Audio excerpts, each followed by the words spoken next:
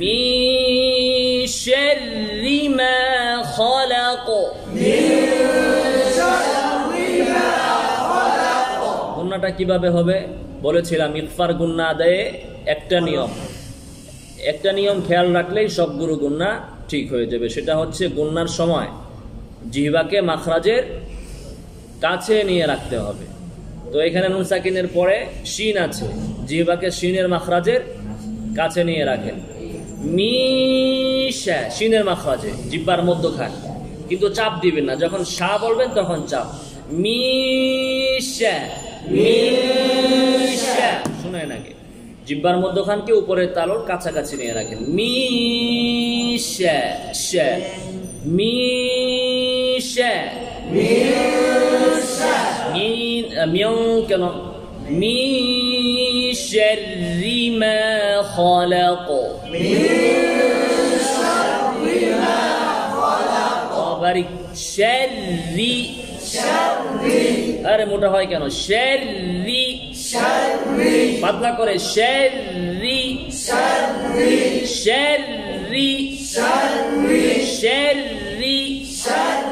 আরো পাতলা করে শাররি, শাররি, শাররি, মিন শাররি, মিয়ং না, মিন শাররি মা খালাক। শাররি মা খালাক,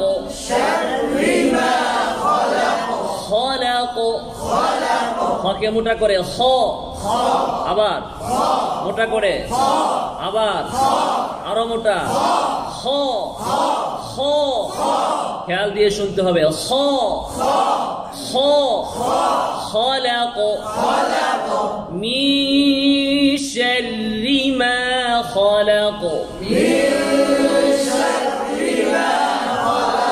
শাররি, শাররি, মিন শাররি মা খালাক। শোনা হচ্ছে না? র মোটা হয়ে যাচ্ছে।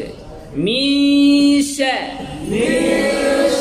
শিনের মাখরাজে পাতলা করে, মিয়ং না, মিশা। মি কেন? জিহ্বা উপরে ওঠে কেন? মিশা, মি মিশা, শাররি, শাররি, আরো পাতলা করে সবাই, শাররি, আবার আবার মিন শাররি মা খালাক।